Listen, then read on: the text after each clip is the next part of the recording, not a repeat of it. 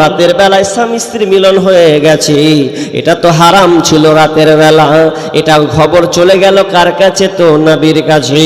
তখন আল্লাহ সুবহানাহু ওয়া তাআলা আয়াত নাজিল করে দিলেন, উহিল্লা লাকুম লাইলাতাস সিয়ামির রাফাসু ইলা নিসাইকুম হুন্না লিবাসুল লাকুম ওয়া আনতুম লিবাসুল লাহুন্না। আল্লাহ সুবহানাহু ওয়া তাআলা তখন বলে দিলেন, তোমাদের জন্য রাতের জন্য তোমাদের স্ত্রী সম্ভোগ, স্বামী স্ত্রী মিলন, এটা তোমাদের জন্য হালাল করে দিলাম। তোমরা রাতে স্বামী স্ত্রী মিলন করো, কোনো অসুবিধা নাই, কোনো তোমাদের গুনার কাজ এটা হবে না। এমনকি শেষের আয়াতে আল্লাহ তাআলা বললেন, যতক্ষণ পর্যন্ত সাদা রেখা না আসবে, কালো তুমি পেয়েছো, ফজরের পূর্বে পর্যন্ত কুলু ওয়াশরাবু, তোমরা খাও পান করো, যতটুকু পারবে খাও, তোমার গলাতে যতটুকু আটে তুমি খেয়ে যাও। তোমার বাড়িতে খাবার হয়ে গেছে, অর্ধেক রাত পর্যন্ত চালিয়ে যাও।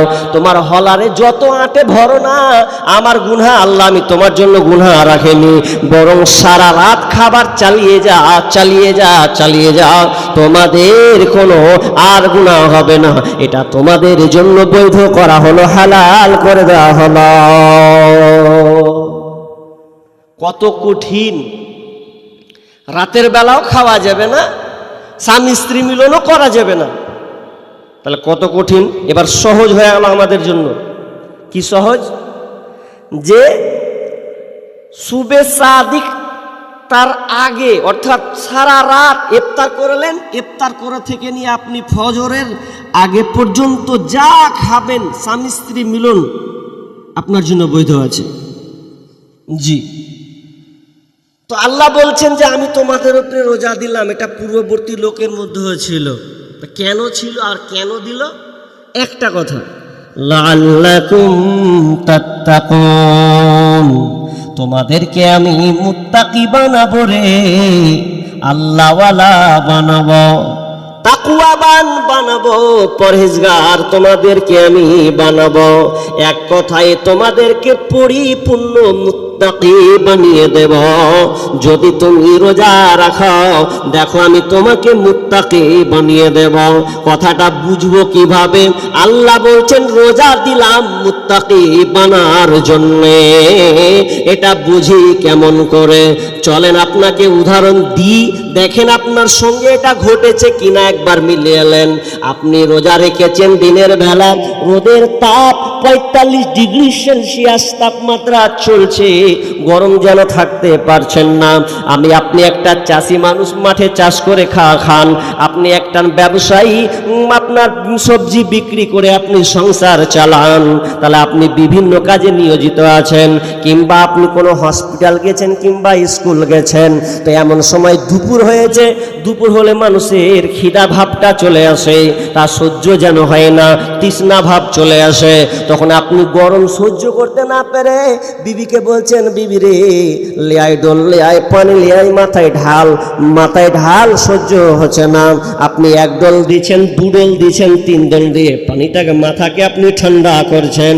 বলেন তো, মাথার ওপর দিয়ে আপনি পানি চালাচ্ছেন, পানি গড়ছে, সামনে আছে মুখ, নাক, কপাল থেকে নাকে থেকে মুখ থেকে নিচে চলে যায়। যদি আপনার ইচ্ছা হয়, যদি আপনি মনে করেন যে আমার মাথা দিয়ে পানিটা আসছে, আর এমন সময় যদি আপনি মুখে পানি যদি ঢুকে যায়, তো আপনি যদি এরকম করেন, আচ্ছা কেউ দেখতে পাবে? আপনি 2 ঢোক মেরে দিলেন, সহ্য হচ্ছে না, মাথা খারাপ। এখন 2 ঢোক আপনি যখন মেরে দিলেন, তার কেউ দেখলো না। আচ্ছা ওইদিকে 2 ঢোক খেলেন না, খেতে পারতেন কিন্তু খেলেন না। এবার আপনি কি করলেন? নামাজ পড়ার পরও যেন এবার ঘরে ঢুকে গেলেন। ঘরে ঢুকে আপনি দরজা লাগিয়ে দিলেন, কেউ নাই পাশে, বিবি নাই, ছেলে নাই, ভাই নাই, বোন নাই। মন যেন মানে না, কিছু খেয়ে নিব নাকি? ফ্রিজ সামনে আছে, কি আছে? মিষ্টান্ন ভান্ডার আছে, কি আছে? পায়েস রাখা আছে, ভালো ভালো খাবার আছে। আহারে কেউ তো ঘরে নাই, দরজা লাগিয়ে দেন। পাইসটা মুখে ভরে যদি চাপন মারেন তো সঙ্গে সঙ্গে ভিতরে চলে যাবে, কেউ জানবে না, কেউ দেখবে না। দু চাপন মেরে দেন, এরপর দেখবেন লোকটা খায় না, কেউ নাই, দরজা লাগিয়ে দিয়েছে, এরপরে সে খেতে চাই না। আমি খাবো না, খাবো না, খাবো না।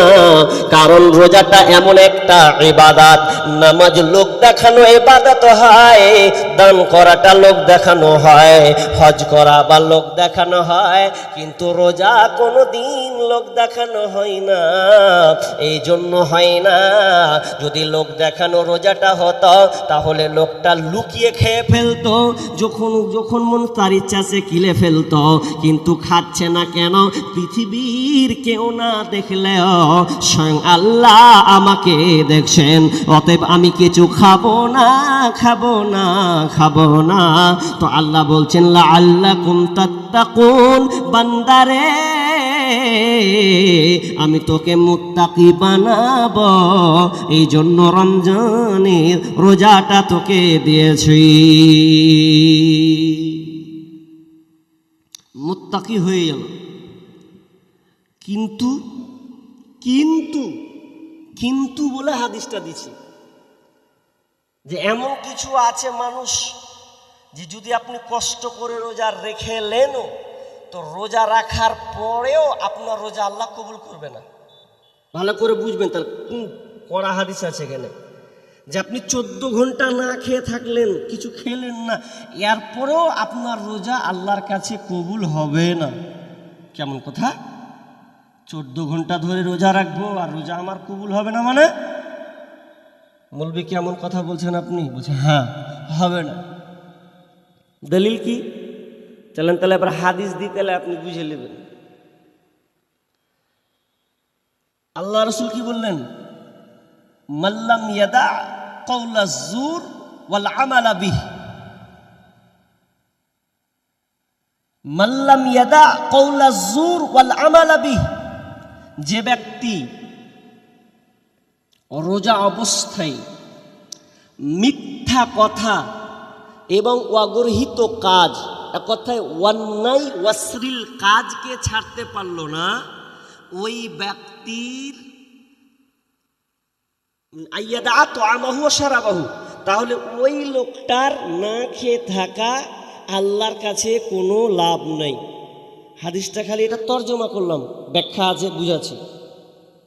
আপনি রোজা রেখেছেন, এখন রোজা রেখে আপনি মিথ্যা কথা বললেন, তাহলে আপনার রোজা আল্লাহর কাছে কবুল হবে না। তার মানে আপনি ব্যবসায়ী, রোজা আছেন, অথচ ব্যবসা আপনি বেশি ইনকাম করার লেগে লোক জিজ্ঞেস করলো কত দাম, 150, কত দিবেন, 110, হ্যাঁ 120 টাকা কিনা আছে, 100 টাকা কিনা আছে, 10 টাকা বেশি বললেন, মিথ্যা কথা বললেন, তাহলে কিন্তু আপনার রোজা থাকলো না। আপনি রোজা আছেন, রোজা অবস্থায় গালি দিয়ে দিলেন, কাউকে গালি দিলেন, কাউকে অন্যায়ভাবে মেরে দিলেন, রোজা আছেন, আপনি অন্যায় কাজের সঙ্গে আপনি যুক্ত আছেন, তাহলে কিন্তু আপনার রোজা রেখে কোনো লাভ নেই।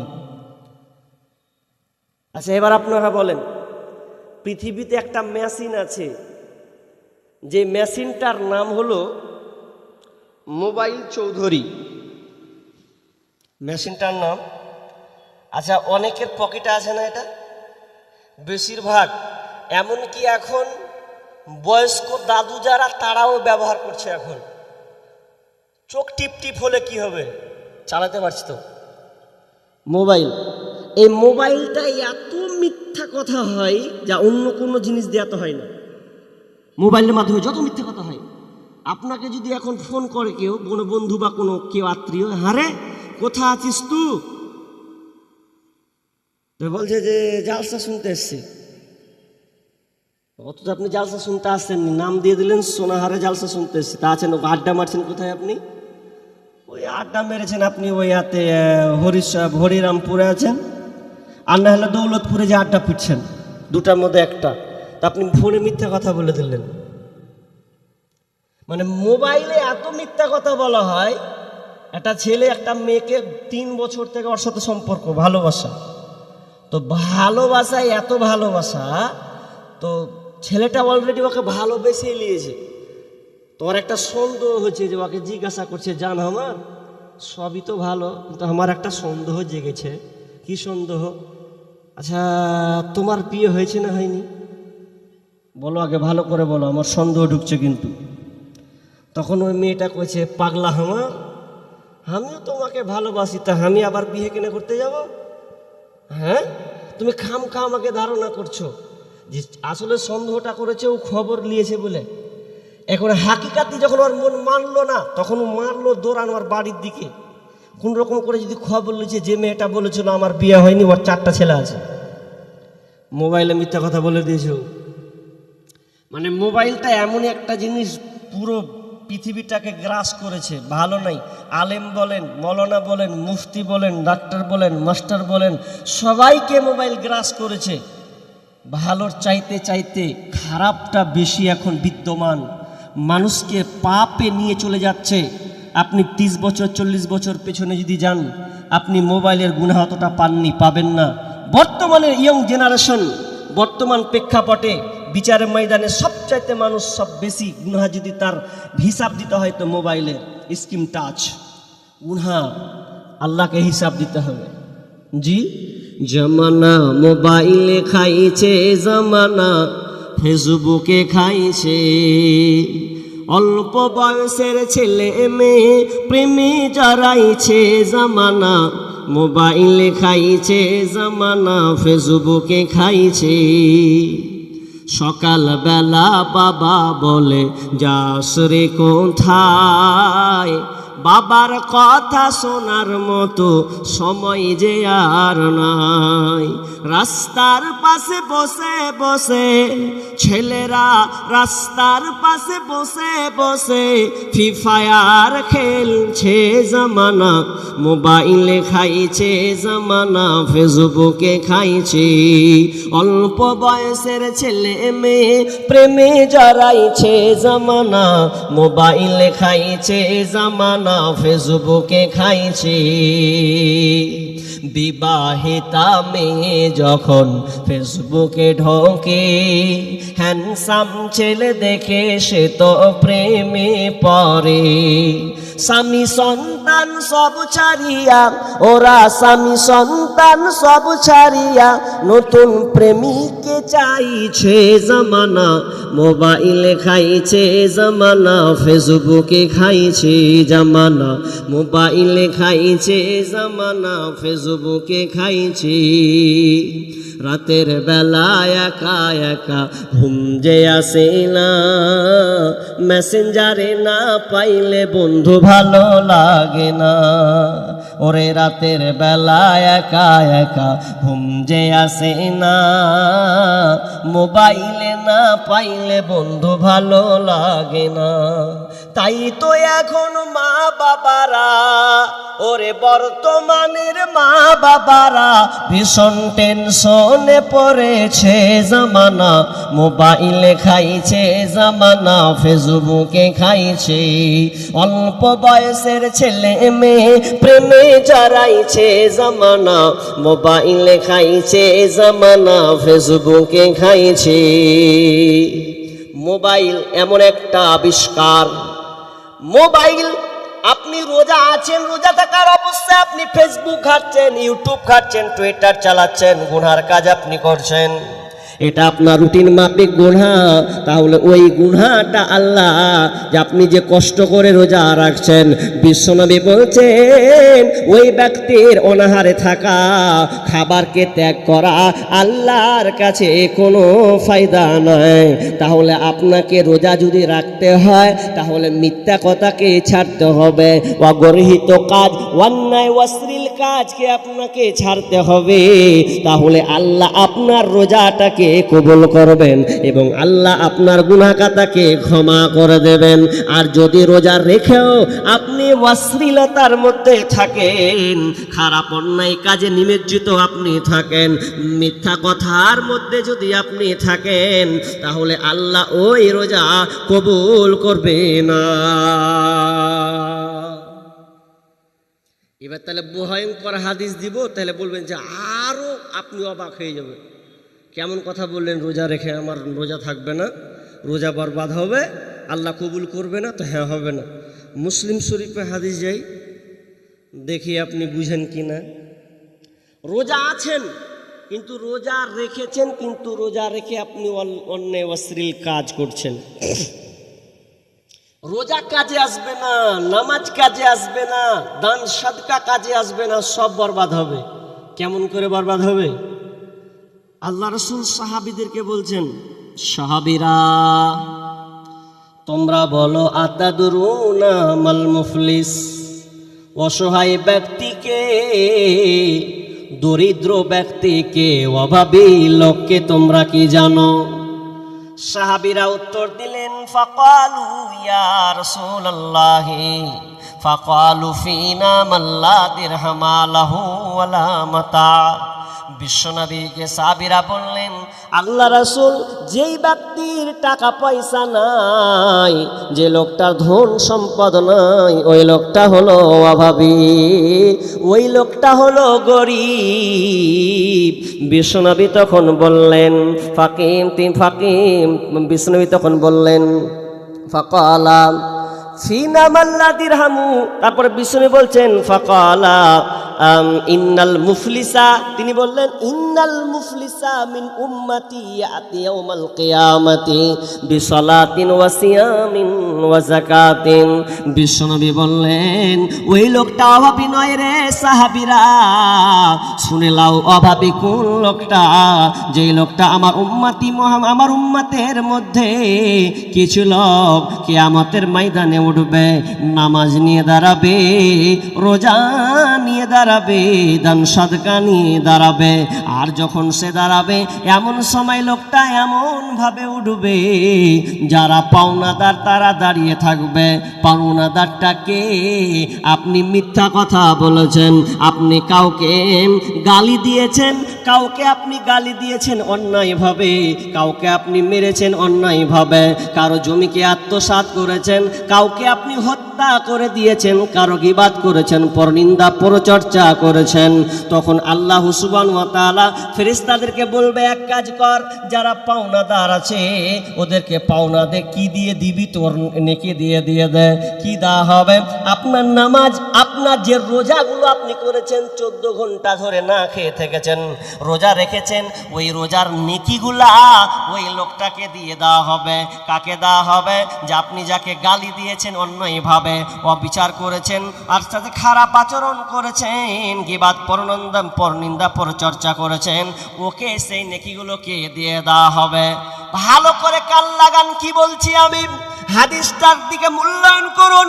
যখন এই রকম বিচার ফয়সালা হবে, দিতে দিতে দিতে দিতে এক পর্যায়ে তার কোনো নেকি থাকবে না, সব বরবাদ, কোনো নেকি নাই, কোনো নেকি নাই। সহিহ তারগিবে হাদিসটি আরেকটু স্পষ্ট করা আছে। কি বলা হয়েছে?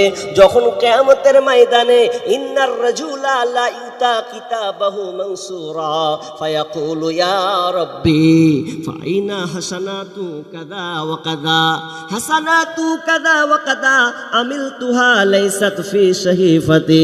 আল্লাহকে যখন ওদেরকে সার্টিফিকেট দেওয়া হবে, ইন্নার রাজুলা লা ইউতা কিতাবাহু মানসুরা, কিয়ামতের ময়দানে যখন তাদেরকে সার্টিফিকেট দেওয়া হবে, আমলনামা দেওয়া হবে, তখন পড়বে আর দেখবে আমার নামাজের নেকি নাই, হজের নেকি নাই, দান করেছিলাম মাদ্রাসাতে, দানের নেকি নাই, সব বরবাদ বরবাদ।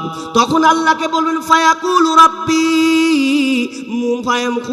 ফায়াকুলু রাব্বি, হে আমার রব, আমার যে ভালো ভালো আমলগুলো ছিল, ওই আমলগুলো যে দেখতে পাচ্ছি না আল্লাহ, এত কষ্ট করে ঠান্ডার দিনে যে নামাজ পড়লাম, আমি 2-3 লাখ টাকা খরচ করে হজ করে আসলাম গো আল্লাহ, আমি তোমাকে লাব্বাইক লাব্বাইক লা শারিকা লাব্বাইক আপনাকে বলেছিলাম, আপনি তো শুনেছিলেন, দেখেছিলেন, তাহলে আমার ওই নেকিটি কোথায় গেল আল্লাহ? তখন আল্লাহ একটাই ও জবাব দিবে বান্দাকে, বান্দারে মুহিয়াত বিইকতিয়াবিকান নাস, তুমি লোকের গীবাত করেছিলে রে, লোকের পরনিন্দা করেছিলে, পরচর্চা করেছিলে, এক কথায় লোকের পিছনে তুমি লেগেছিলে। এই জন্য আমি তোমার সমস্ত আমলকে কেটে দিয়েছি, মুছে ফেলেছি, ডিলিট করে দিয়েছি। তার মানে ওই আগে প্রথমে যে হাদিসটা আমি পড়লাম, কোনো আর নেকি নাই, সব নেকি বাদ। আরো অনেকে পাওনাদার দাঁড়িয়ে আছে, ওই পাওনাদারগুলো তখন বলবে আল্লাহ আমি তো এখনো বাকি আছি।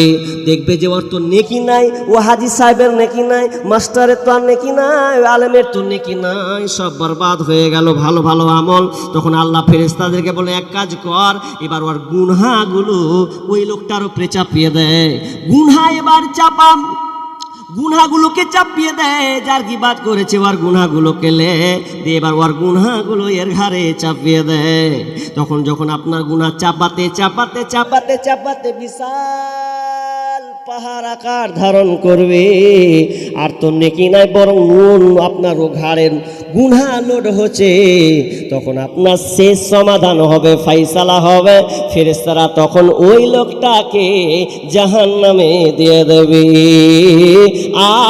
আর কোনো তার বাঁচার রাস্তা নাই। আল্লাহর কাছে যদি তুমি করে থাকো পাপ, ইচ্ছে করলে আল্লাহ তাআলা করবে তোমায় মাপ। বান্দার হক নষ্ট করলে, বান্দার হক নষ্ট করলে হবে না ক্ষমা, পরের ঋণ আমল নামা কইরো না জমা। তোমরা পরের ঋণ আমল নামা কইরো না জমা।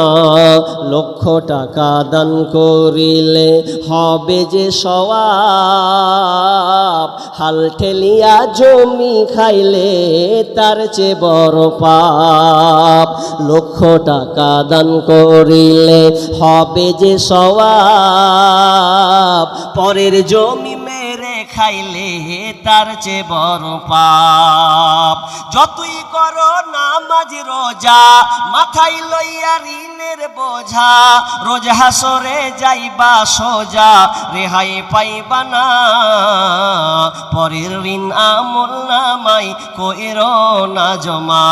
তোমরা পরের ঋণ আমল নামাই কইরো না জমা। সামনে পিছে লোকের নিন্দা করিলে বদনাম, আল্লাহ বলেন তাদের জন্য কঠিন জাহান্নাম। সামনে পিছে লোকের নিন্দা করিলে বদনাম, আল্লাহ বলেন তাদের জন্য কঠিন জাহান্নাম। পরের সুনাম করলে ক্ষুণ্ণ, নষ্ট হবে নিজের পূর্ণ। পরের সুনাম করলে ক্ষুণ্ণ, নষ্ট হবে নিজের পূর্ণ। নিজের ঘাড়ে চলে আসবে, নিজের ঘাড়ে চলে আসবে পরেরই গুনাহ। পরের ঋণ আমল নামা কইরো না জমা। তোমরা পরের ঋণ আমল নামা কইরো না জমা। আল্লাহর কাছে যদি তুমি করে থাকো পাপ, ইচ্ছে করলে আল্লাহ তাআলা করবে তোমায় মাপ। বান্দার হক নষ্ট করলে হবে না ক্ষমা, পরের ঋণ আমল নামা কইরো না জমা। তোমরা পরের ঋণ আমল নামা কইরো না জমা। এত দূর আসলাম কেন? যে আপনি কষ্ট করে রোজা করবেন, আর রোজা করে যদি আপনি এই কাজে জড়িত থাকেন তাহলে আপনার কষ্ট করাই হবে। কিন্তু আল্লাহ আপনাকে স্পেশালিস্ট এমন একটা আমল দিয়েছেন, যে আমলটা যখন হাদিসগুলো পড়ি তো জান ঠান্ডা হয়ে যায়। আল্লাহ তুমি আমাদের উপরে এত রহম করেছো। আল্লাহ রাসূল নিজে বলছেন যে রোজা রাখে, পৃথিবীতে যত আমল আছে সমস্ত আমল ও নিজের জন্য করে। যত আমল আছে পৃথিবীতে ও নিজের জন্য করে, কিন্তু রোজা ছাড়া, রোজাটা বান্দা আমার জন্য করে। আল্লাহ বলছেন রোজাটা বান্দা আমার জন্য করে, এই জন্য এর প্রতিদান আমি আল্লাহ নিজের হাতে দেব। জি, নিজের হাতে আমি ওই বান্দাকে আমি দেব। কি দেব? আচ্ছা, আল্লাহ যদি নিজের হাতে দেন প্রাইসটা ছোট হবে না বড় হবে? বিশাল বড় আল্লাহ নিজের হাতে বান্দাকে দিবেন, এটা দুনিয়াতে প্রকাশ করেননি, আল্লাহ নিজেকে নিজের কাছে রেখেছেন। কত বড় সারপ্রাইজ হবে। জি পুরস্কার। শুধু তাই নয়, রোজাদারের জন্য স্পেশাল একটা দরজা আছে। জি, ইন্না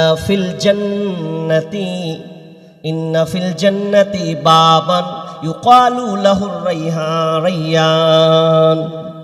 আল্লাহ রাসূল বলছেন, যারা জান্নাতের একটা দরজা আছে, ওই দরজাটার নাম হলো রাইয়ান। আর ওই রাইয়ান দরজাতে ইয়াদখুলু মিনহু সাইমুনা ইয়াউমাল কিয়ামা, কিয়ামতের দিন ও রোজাদাররা ওখানে থাকবে। রোজা লা ইয়াদখুলু, অন্য কেউ প্রবেশ করবে না। লা ইয়াদখুলু মিনহু আহাদুন গায়রুহুম, ও কেউ অন্য আদার্স কোন ব্যক্তি ঢুকতে পারবে না।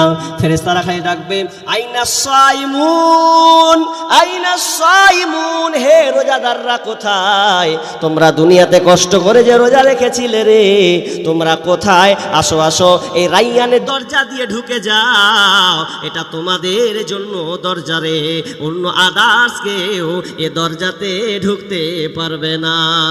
জান্নাতেরই ৮ দরজা, রাইয়ান নামের একটি দ্বার, সেই দ্বারেতে যাবে কেবল যারা আল্লাহ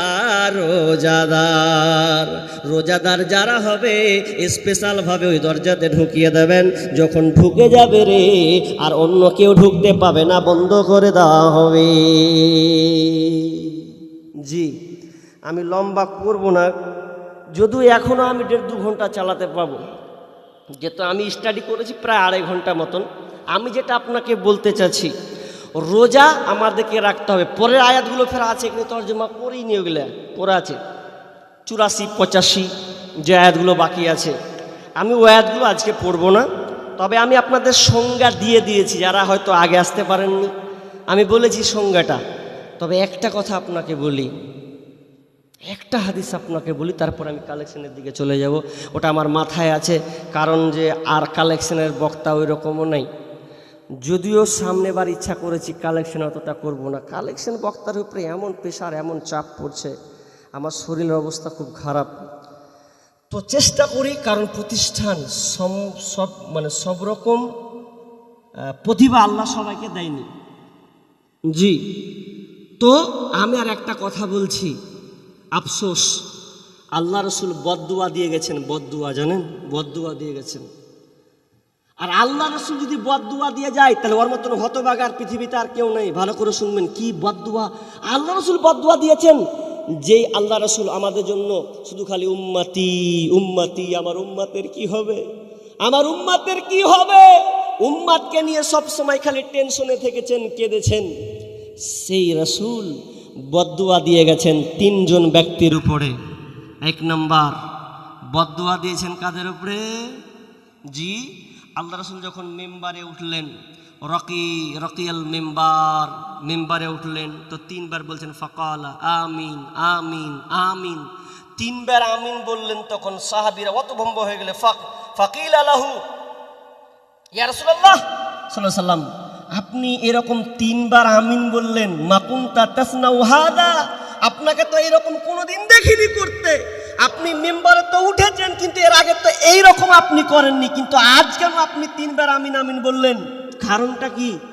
তখন আল্লাহ রসুল বলছেন, শোনো, 1 নম্বরে যখন আমি সিঁড়িতে পা দিলাম, আমিন এই জন্য বললাম, জিবরিল আমিন আসলো।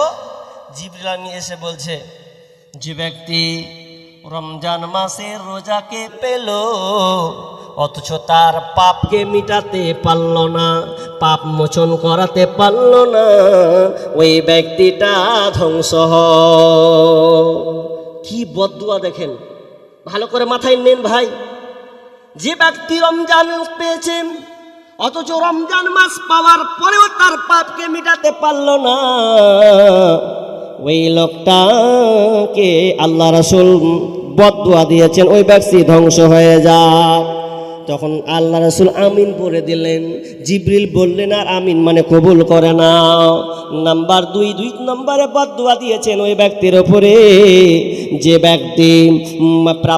ব্যক্তি মা বাবাকে পেল, অর্থাৎ শেষ পর্যায়ে বাপ মা কিংবা মা দুজনের একজনকে পেল, অথচ ওই বাপ মায়ের সেবা করে জান্নাত নিতে পারল না, বাপ মা থেকেও জান্নাত নিতে পারল না, ওই ব্যক্তিটা ধ্বংস হয়ে যায়।